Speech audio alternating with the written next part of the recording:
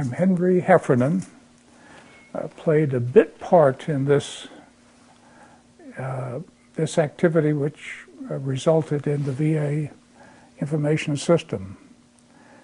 I will list a number of people who made contributions, many of whom were simply not known to the VA people, but were certainly significant. And I won't spend too much time on any individual. I assume that there will be adequate coverage of Ted O'Neill's role, because without him nothing would have happened. And also Marty Johnson, because they were the two principal people who made things happen. But let me begin with a little bit of background. Clearly, the M systems technology, or MUMPS, without that, things would not have happened the way they did. What made that, and I won't attempt to go into the Neil Pappalardo and the others at Massachusetts General Hospital and that bit of history, because others can give that much more in detail. Looking at it from the perspective of Washington, they were supported by initially by the Department of Health and Human Services activities in more than one funding source, which were consolidated at the beginning of the 1970s or late 60s into the National Center for Health Services Research and Development. And that consolidation process took place, in a sense, before there was an effort to promote health services research. We take it for granted, but it wasn't really functioning that effectively before then. The principal architect of that health services research from Johns Hopkins was Kerr White, Dr. Kerr White. And he was the one put in charge of a commission or committee or study group to make recommendations to Department of Health and Human Services as to what they should do to promote and effectively establish health services research as an ongoing area of research for those in the academic community and in actual institutions. So that there was a study that came out in the early 1970s. But prior to that, the National Center for Health Services Research and Development had begun its work, and in the late 60s is when funding for activity at the Massachusetts General Hospital was in place that produced the initial versions of MUMPS. The project officers who were responsible within the National Center for Health Services Research for that activity. The first one that I met was Charles Post. And he had a unique insight that the way in which information systems were being developed that is what was the dogma, was that you had to write up a whole series of functional specifications and give that to a vendor. Then the vendor would go off and 2 years later bring you a system that in no way looked like what you thought you were asking for.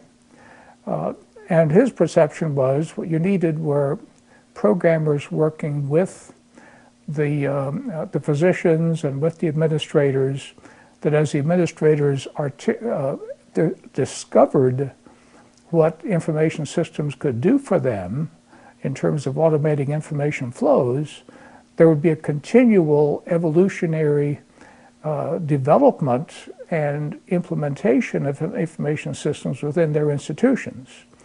which would change the way the institutions did their work consistently and coherently with the availability of more detailed information system support.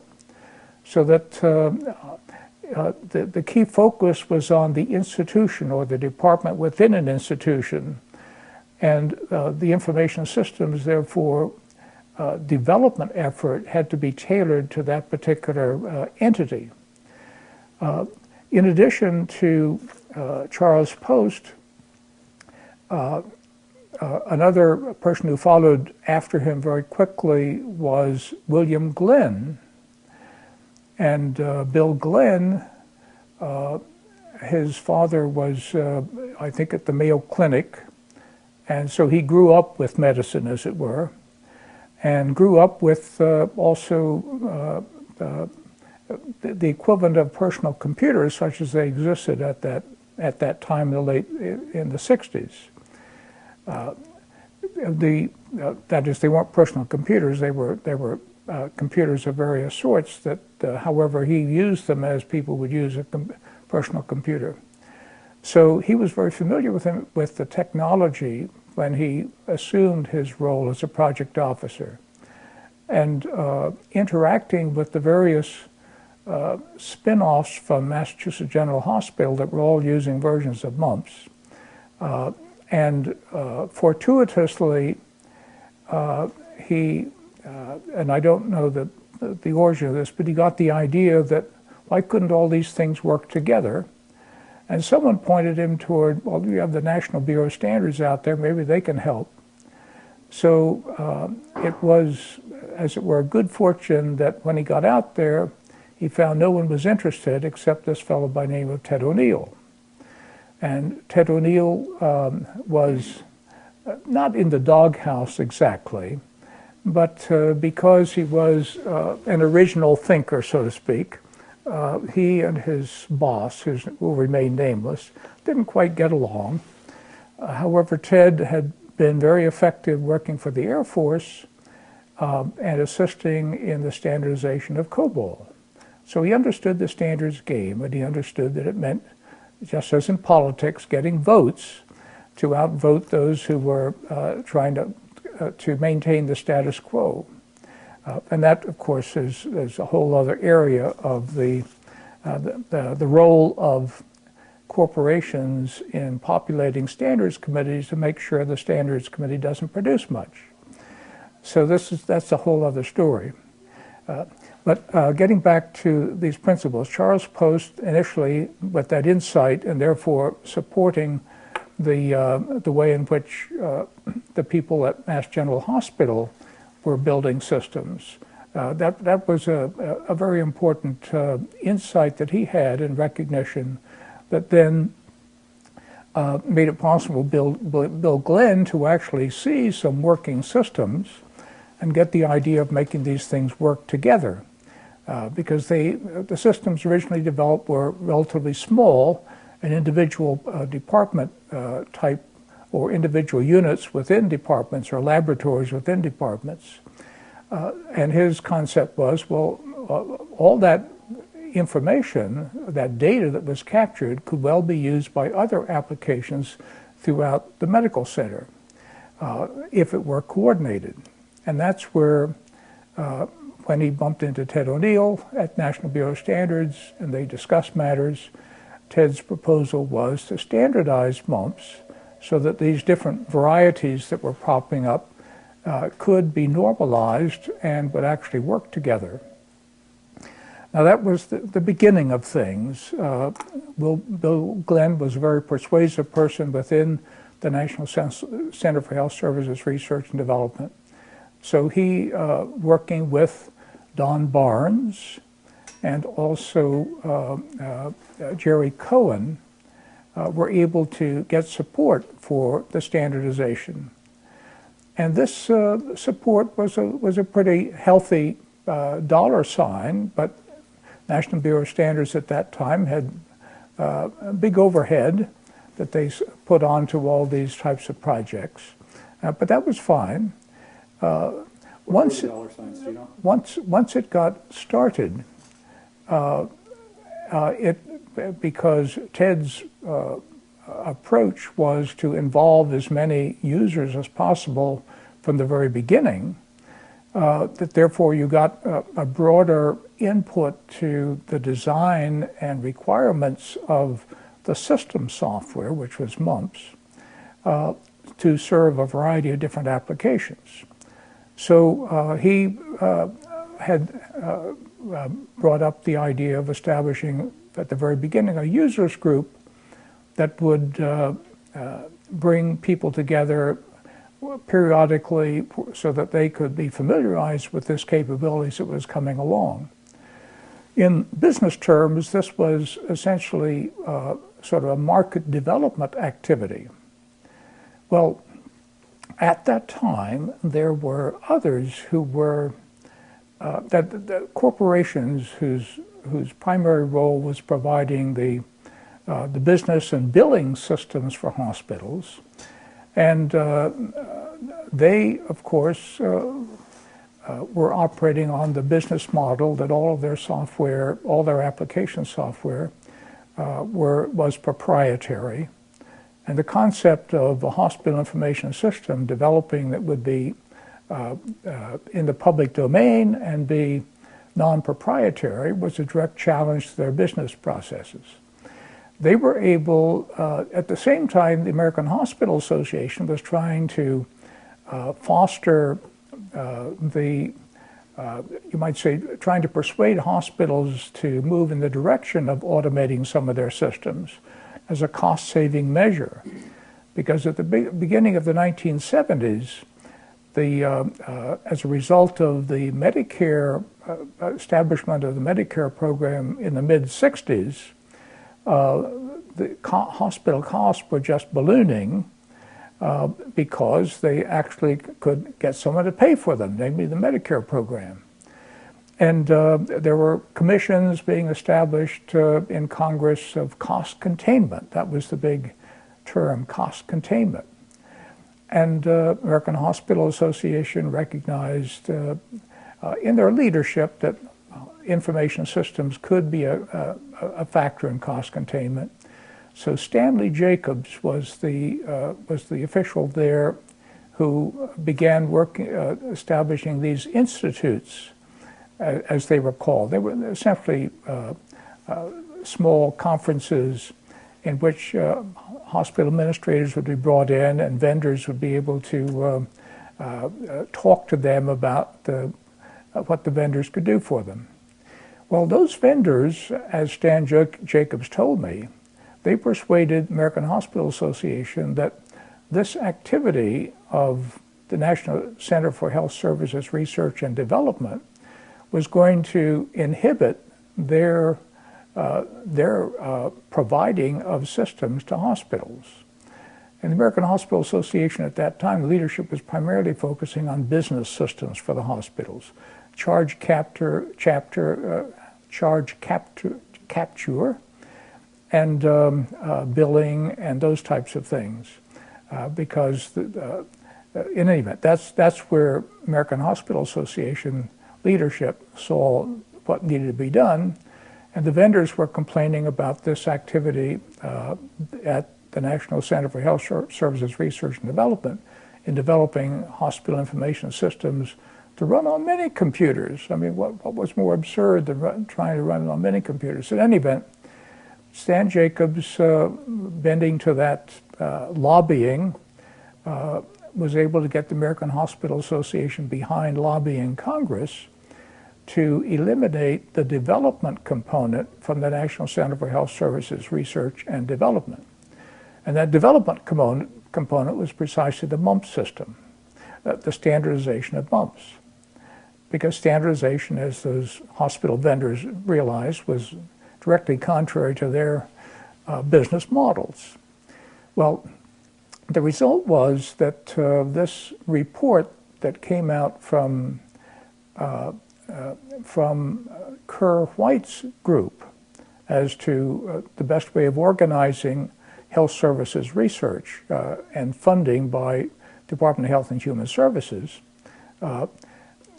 when that came out, it didn't mention anything about eliminating the development component of the National Center for Health Services research, but as it were, the authorization by Congress, which followed that, supposedly based upon Kerr White's commission's report, eliminated the development component. And this, now the MUMPS standardization activity actually was moving along at a fair pace. The MUMPS Development Committee was growing.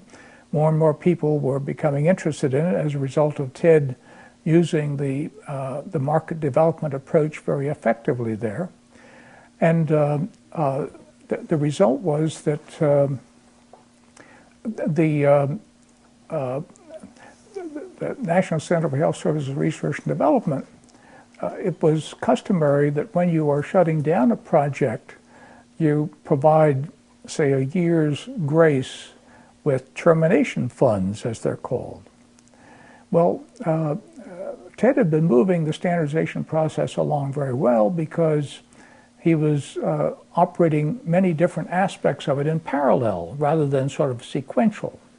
And he and Marty Johnson and Ruth Dayhoff also was helping there a bit. They were coordinating these different parallel activities very effectively so that they were consistent with one another. He also had the services of Mel Conway, who was a first-rate computer scientist, to actually write the standard in a way that was intelligible to computer scientists and systems developers. In addition, for the first time in standards activity, he had a formal definition technique built into the standardization process to pick up internal inconsistencies and logical flaws that otherwise would not be identifiable in the standardization process. And that proved to be extremely effective as a parallel activity to the other standards activity. So because of the parallelism, TED was able to bring the standardization to, well, when the bad news came that they had to terminate the project, Ted's supervisor said, just package all the documentation you develop up to the present and ship it off to the National Center for Health Services research, and that will terminate the project. And essentially the remaining funds will be gravy for the National Bureau of Standards. Well, Ted had learned, first of all, to defend his documents so that his supervisor wouldn't come in when he was absent and simply package them up and ship them off. He kept his office in total disarray, so you couldn't find where the documents were, which proved to be very effective because his supervisor definitely saw the advantage of taking those that extra overhead and using it for other purposes. But in any event, we're not discussing motives here, but that was a factor. Well, Ted was able to bring the standardization to completion as a result of working very, very long days. And toward the end, in order to keep the MUMPS Development Committee functional and the MUMPS Development Committee functional, the MUMPS Users Group and MUMPS Development Committee, he determined that everybody that was on the list would get a complete package of all the documentation that had been developed up to that time, which had come to conclusion so that you actually had a standard specification for the basic MUMPS system. And to get it out to everyone, Ted had kept on very good terms with the print shop at the National Bureau of Standards. And I spent a night with him in which we had two separate Xerox computer rooms running full blast on copying these documents. And the mailing envelopes were already mailed with the labels on them, and it was a question of just stuffing them with these stapled documents when they came out. But we spent the whole night and left in the early, well, we left at dawn, shall we say, having done that. And I remember one of the copier rooms, one wall was stacked high with boxes of copier paper, really stacked up as inventory. Well, by the time we left, that stack was almost down to the floor. In other words, we generated that amount. On a big dolly, they shipped all these envelopes, multiple envelopes to take all the documents, down to the print shop. And because he was on very good terms, well, to the mail room also, because he was very good terms with the mailing people. So before his supervisor understood what was happening, the project had been concluded within the time frame given, and all these documents were in the mail out to the membership. And that was what Ted could do. There's nothing else he could really do with the project coming to an end. Well, because of that wide diffusion of this knowledge, the word had gotten around to various places about about what could what the MUMPS system could do.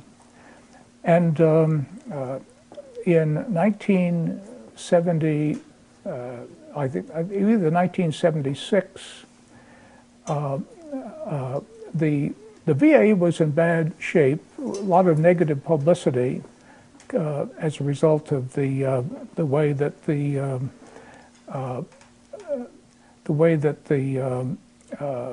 Vietnam War had been conducted and the treatment of veterans from that.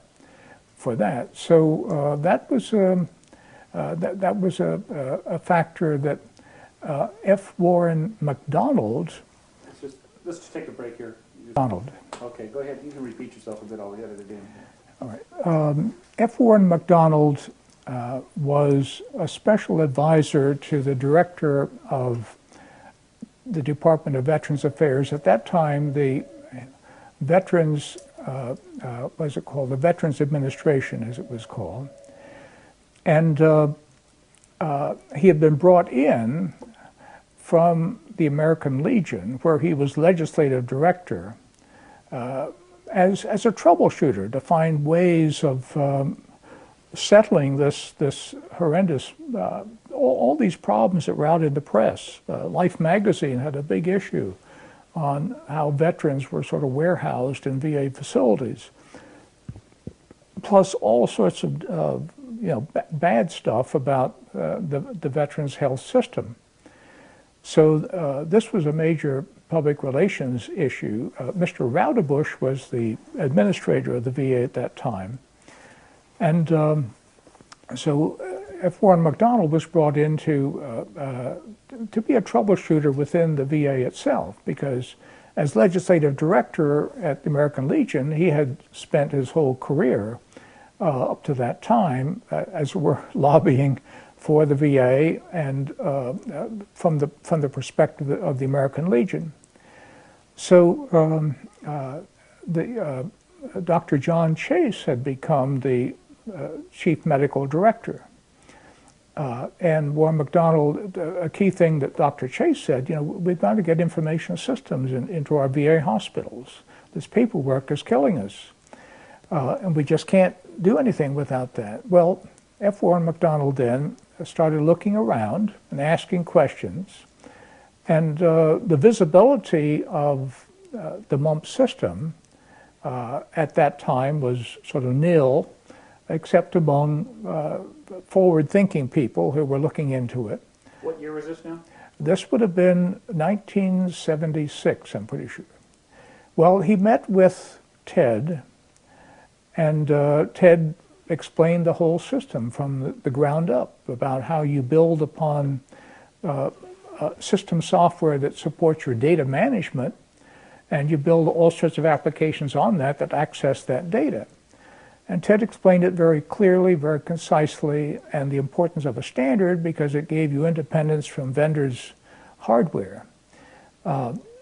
Well, Warren McDonald did some more inquiries because Ted had this long list of users at that point that were implementing. So Warren McDonald looked into that and found, indeed, you really had out there in the MUMPS community all these different applications. If you put them together, you had a hospital information system. So he went back and explained this to John Chase. And their effort then was to bring Ted O'Neill aboard. There were severe political problems within the VA in terms of information systems at that time. There was what was called the Department of Data Management, and they considered themselves a peer department to the benefits, to the cemeteries, and to the medical group. So. And sort of never the twain could budge. And their philosophy was, you give us your specifications, and we'll put it out and get a vendor. We will select the vendor, and then they'll install it, and that'll be it. And they had used that procedure for some laboratory systems from on Honeywell small computers that were out there in various facilities. And Dr. Chase had enough information about the difficulties people were having with those. So Dr. Chase in '76 bought into bringing Ted O'Neill aboard, but he said, I can't do it immediately. It's going to take a while. So in the meantime, Ted was helping the MUMPS users group and the MUMPS Development Committee to get an ANSI standard for MUMPS. And here's where Harry White at the National Bureau of Standards was, and also John Berg of the ERG. Those were two people who, behind the scenes, helped lay the foundation for getting the ANSI standards for MUMPS. And Harry White's approach, because Harry White had used a similar approach for getting some data standards through ANSI, was this Canvas approach, which had not been used for programming languages up to that time. So Ted advised the MUMPS Development Committee on how to go through the Canvas process. And the X3 committee objected because they said standards are.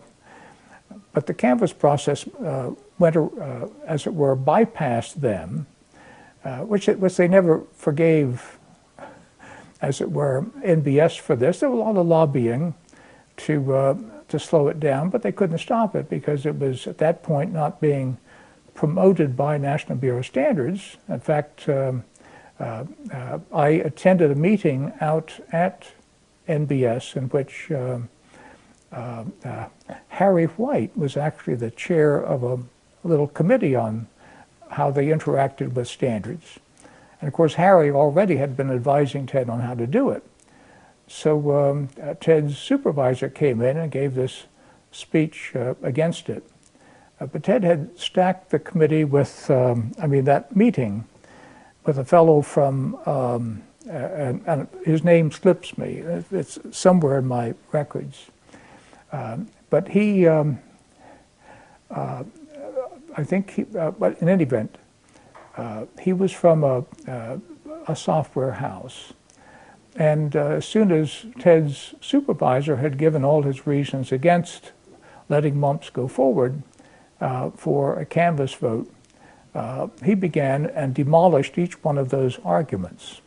And very sort of calmly, but very clearly. And at that point, Ted's supervisor simply got up and left the room. And then Harry White said, well, I guess we go forward then. So that cleared that particular obstacle. the initial standard then was adopted, getting people to adopt the standard, because the vendors, the MUMPS vendors, all had that model of business practice where they wanted their system to remain proprietary. It was the why can't I remember his name? I should remember. The current provider for systems for the VA. Terry Reagan, of course, Terry Reagan. Terry Reagan and his partners at that time, and their names don't come to me immediately, but that can be dug up. They had the smarts. They were pursuing a very solid business strategy, but they had the smarts to implement the standard and work with the validation routines that had been developed as part of the standard itself for that coordination. And as a result, when in 1977, Ted, I think it was August of 1977, he was hired aboard at the VA. There was a working implementation that, in terms of meeting the validation routines, as I remember, had to be tweaked a bit to be consistent with the standard, because that was a little, but I don't remember all the details on that. In any event, Ted was ready to roll. Now, these various applications that had been developed in these separate institutions that were, that is, the institutions had not said they were in the public domain, but part of the logic, Ted's logic was, well, if you make them in the public domain, well, then you reap the benefit of them being elaborated by others as well, and you can get that fed back to you as enhancements to your own systems without any work on your part.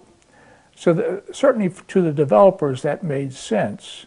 That is, the developers who were institution bound rather than as it were, the contract developers who were still wanting to have proprietary control over their software products. We get back to the public domain aspect. It turns out that an earlier system in the 1960s that had been developed was the system that became the Technicon system. It was developed at a hospital out in California, El Camino Hospital, and it was an innovative effort at an integrated hospital information system. It ran on IBM mainframes, because in the 1960s that was the logical thing for people to do. Needless to say, it was cumbersome because of the architecture of IBM, but nevertheless, it had become a real working system by the late 1960s. Well, one of the software developers of that system was Fletcher Donaldson. And Fletcher Donaldson was then hired by, well, Fletcher Donaldson had worked for the Public Health Service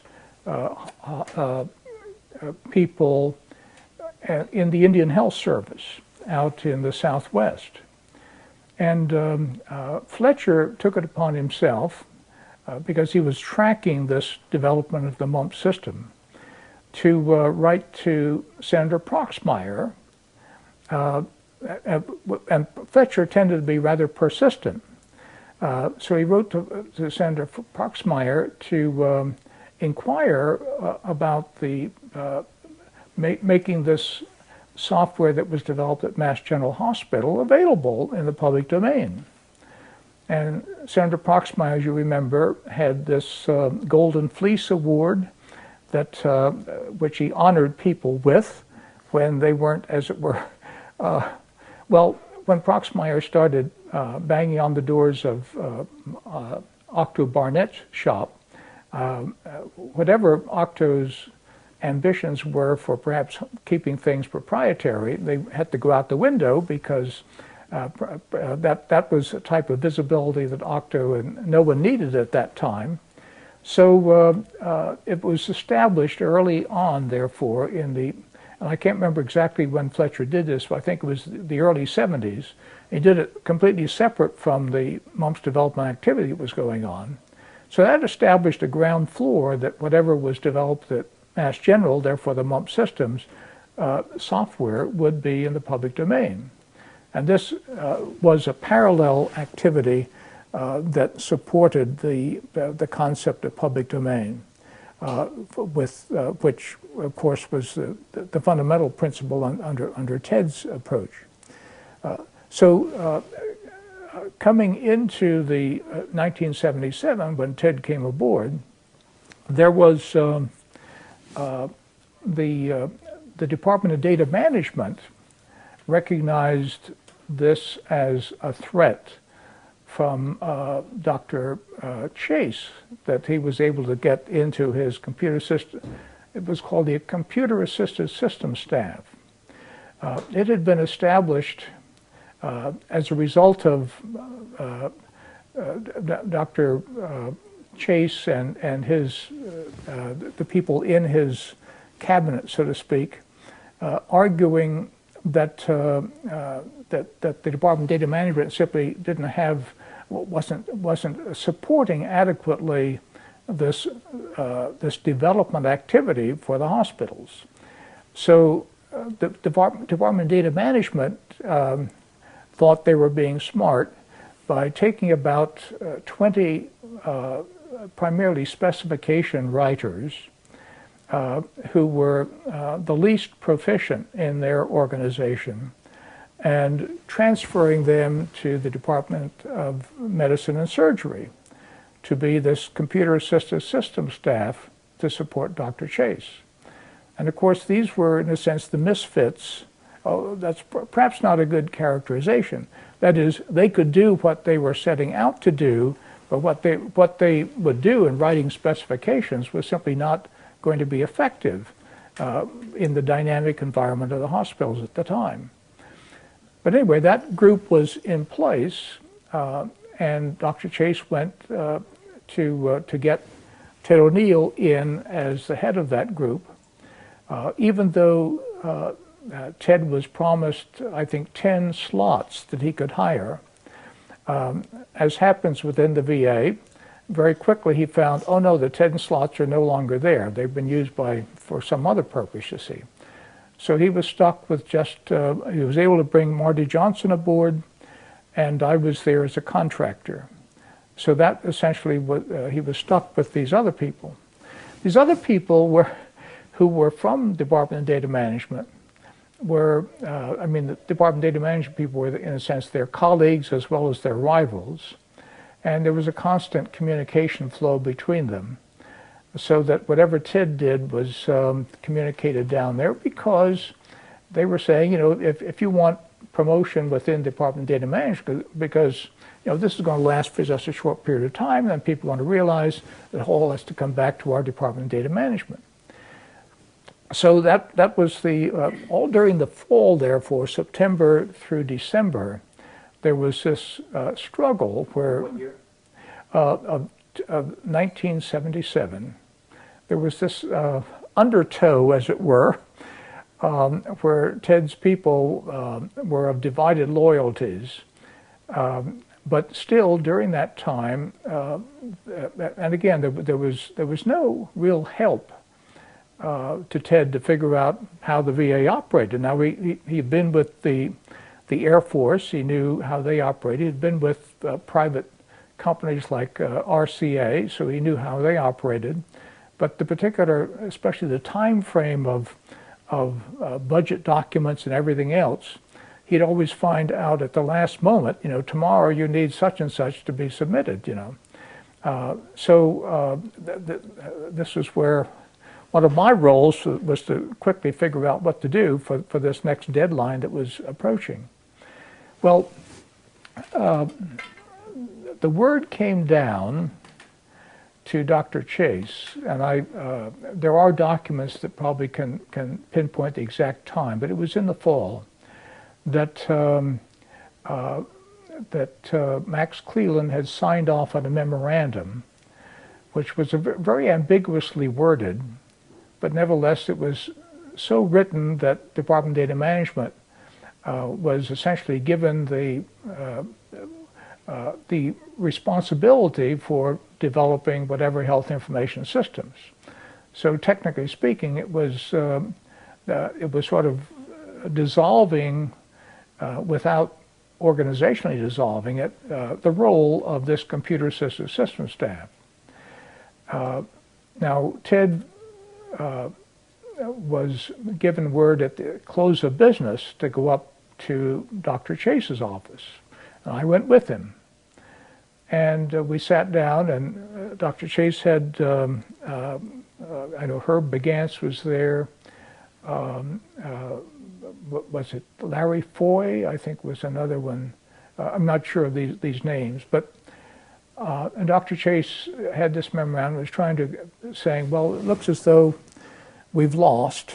Now this would have been in the fall, so it was already dark outside, and Dr. Chase had a sort of a table at the end near the windows, and the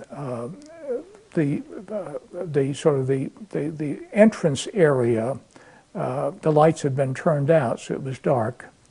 But out of that gloom walks John Leffler, Red Leffler, who was the associate director or associate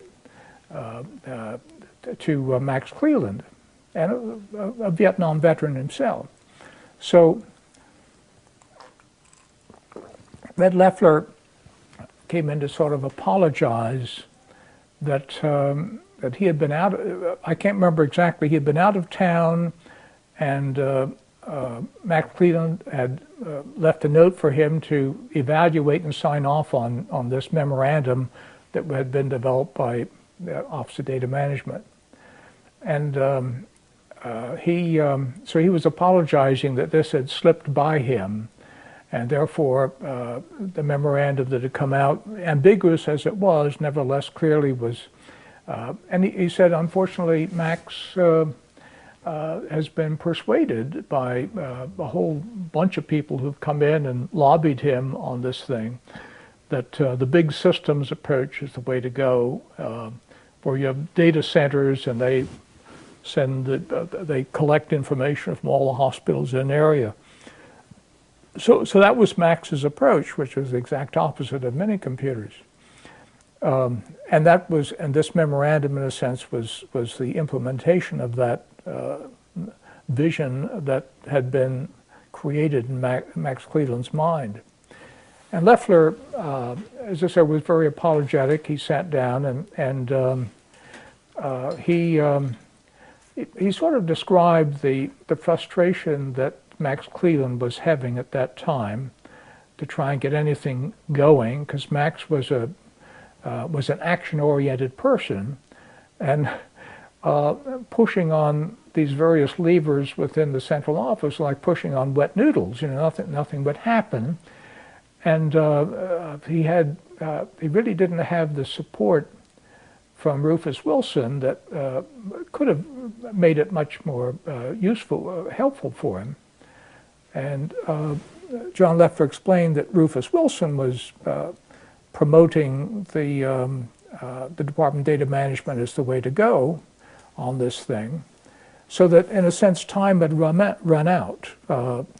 Warren McDonald was no longer around to champion this, and Dr. Chase was being sort of overruled on this. But then in that discussion, the thought came up to go out and have a survey of all of the departments as to what their needs were, and actually this role of the Department of Data Management, what its role in this should be. And John Leffler said that he would go and try and persuade that this type of survey should be done. Well, lo and behold, that became a survey that was to be completed by the end of December, but the Department of Data Management was given the responsibility for managing that survey. As it turned out, that survey, by not just limited to the Department of Medicine and Surgery, but to the other departments and construction service and everybody else, all were against the Department of Data Management. And that really blew some fuses, certainly in the Department of Data Management. And it stalled this whole effort, this takeover effort. In the meantime, Ted was conducting sort of a prioritization of the various units within the Department of Medicine and Surgery as to what their information systems needs were. Granted, it was a very open-ended type of thing, but from their knowledge of what they knew might be happening in other hospitals, they outlined all of their needs. So this was the big package description of what needed to be done. And in that context, that sort of in a sense, the winter months, January through March, were a lot of thrashing around. In that time, that's when Marty Johnson began moving to get mini computers out into the hospitals. And that proved to be the thing that turned the tide at that point. So that the decision Dr. Chase then was, I think, nearing, in the summer of 1978. That was the end of his 4-year term. So that the rest of the time there was a lot of jockeying of position. It would be possible to recreate sort of step by step what happened during those months, but the reality is that the opposition to Ted O'Neill became sort of solidified, and members of his computer system staff, as turned out in the subsequent IG investigation of Ted,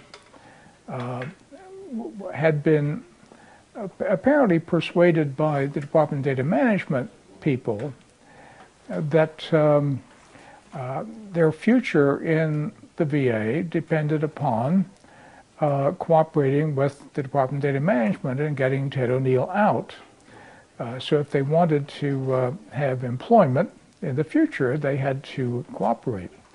So the various allegations were made that Ted had skirted procurement rules. In particular, the procurement issue having to do with Bronx, where the Bronx VA facility, where Ted had arranged for the acquisition of some software that would, some MUMPS-based software that would support one of the priorities of Dr. Chase, and I'd have to go back to remember exactly what that system was, but it had to do with the effective management of outreach to veterans. But in any event, there was a software package that had been developed by vendors actually in Philadelphia, who and he acquired legitimately through procurement this particular software. What he had not acquired was the services, because the vendor initially wanted to provide an ongoing service, a service bureau type support, whereas Ted had actually gotten the software to run on the mini computers that Marty Johnson had acquired. The allegations against Ted were that he had engaged in this contract for services, a service bureau, without going through the Department of Data Management, which for service bureau work apparently would have been the normal thing. But of course he hadn't entered into a contract for the service bureau. So in the summer and fall of 1978, these allegations were triggering were triggering this investigation, the IG investigation. The IG investigation was interesting in the sense that IGs were just there was legislation that had called for IGs, inspector generals in various departments, and the VA leadership at that time had decided to sort of jump the gun and set up, in advance of the legislation requiring it, an inspector general operation within the VA with hand-picked people who would, as it were, see their loyalties as to the leadership rather than to be objective. So Ted was at the mercy, therefore, of these people in the IG shop who considered their loyalties to be to do what they were told rather than the investigation. I remember the Inspector General official who interviewed me on these issues of the procurement, and that his modus operandi was to he had a big yellow legal size pad with all these questions on it. So he stepped through all the questions, and I gave answers to the questions. And then, and this was beginning in mid-afternoon, and we went, and my recollection is that on the window pane behind him there was rain coming down. In other words, the type of thing you'd see in a movie, very mood conscious. But when he finished, the procedure was that at the very beginning he had a tape recorder, and this was sort of going to be the transcript, as it were, of my responses. And he was very officious in testing the tape recorder and said, "All right, now we'll begin." And then after I'd given the responses, perhaps an hour of question and answer, he then looked and said, "Oh, I forgot to turn on the tape recorder." But he said it with such calmness that, this was my immediate perception was this was a deliberate step on his part. He knew which questions, therefore, not to have as part of the transcript. That is, my responses. So then he started to say, "Well, we'll have to come back another time to do this, or if you want, we can do it now and get it out, get it done." And then he started all this business about apologizing and so forth, which was phony, because he had been very officious about setting up the tape recorder and testing it and so forth and so on, that he wouldn't have turned it on to begin with. In fact, my perception was he made the motion as though he's turning it on. Well, the result was that we then went through and he shortened the list. And I couldn't remember all the things, but clearly he left out things that in the questions that he didn't want certain testimony to be part of the transcript. And that subsequently, when he submitted the transcript to be signed off by me, I wrote on it, this does not include, you left out many of the questions. So at least the signed transcript had my statement on it that this was questionable in the way in which he'd gone about that.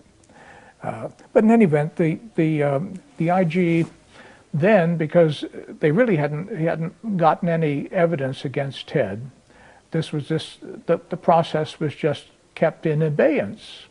In the meantime, the National Center for Health Services Research has reached in and called for Ted to be a project officer on a detail from the VA to the National Center for Health Services Research, and the VA was only too glad to get Ted out of the picture.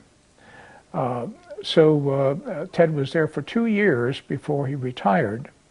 He retired because his knees were simply giving out at that point.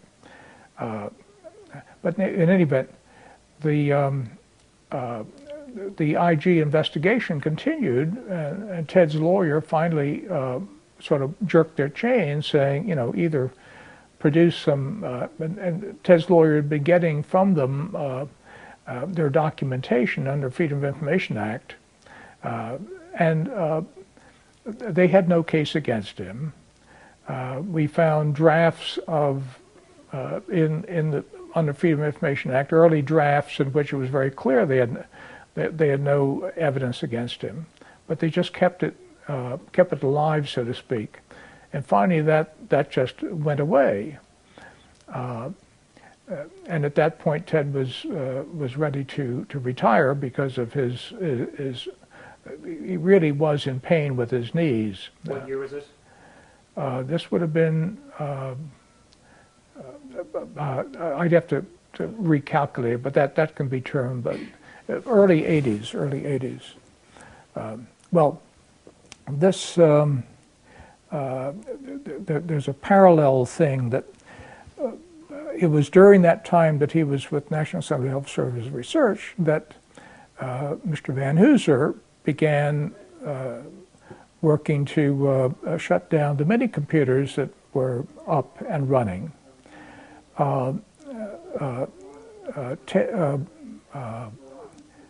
Dr. Walters at University of California, Davis, he had been a classmate of one of the partners in Edward Bennett Williams' law firm. I think it was Mr. Connolly. And so he persuaded Mr. Connolly, for old time's sake, to, on a pro bono basis, to get the software that had been developed in these various places declared made available as public domain software to other sites that might want to use them. And Edward Bennett Williams' law firm, first of all, they looked into the matter. They assigned F. Whitten Peters. Whit Peters is his name. His first F, I don't know what that stands for, the initial, but Whitten, W-H-I-T-T-E-N, Peters. So he went after the VA, a series of letters back and forth, and in a sense, the VA's response was, well, there is no software out there. But we were able to get they'd also sent the Inspector General's people out to, so Inspector General's people had written up this nice report on these various software systems out there. So here was evidence that indeed these systems did exist. And when the VA lawyers realized that they were facing Edward Bennett Williams' law firm, then they just threw in the towel and said, okay, make the software available. Well, that sort of opened up for the other people in the VA centers that still had many computers, the ability to get that software. As time progressed, Mr. Van Hooser forbade them to release the software. So the routine was that at one VA place that had a mini computer, they would request the staff of another VA facility that had the software under the Freedom of Information Act to get access to that software. So this is the way it was transferred within the VA from one facility to another through the Freedom of Information Act. Rather cumbersome process, but it got around the obstacles that Van Hooser was placing to this sort of communication between people. A chunk of this history, when the central office was being taken over essentially by Van Hooser, the central and Marty was going to be on the chopping block. Norm Moraff, who had been brought in by Ted after having been at Department of Census working on huge data management systems, he, with his smarts, was able to arrange that because no one was speaking to Marty about the fate that was to befall him. Moraff was able, behind the scenes, to arrange for Marty to get to the Washington VA Medical Center out of harm's way. And also, he was able to arrange for things for some of the other medical centers, as well as provide information on what the plans were for shutting down all those other facilities. And that was a big help to some of the hospital directors who simply resisted that. And there was about 6 hospitals that kept their mini computers despite the edict from above that they would be packaged and shipped off to a warehouse in Chicago.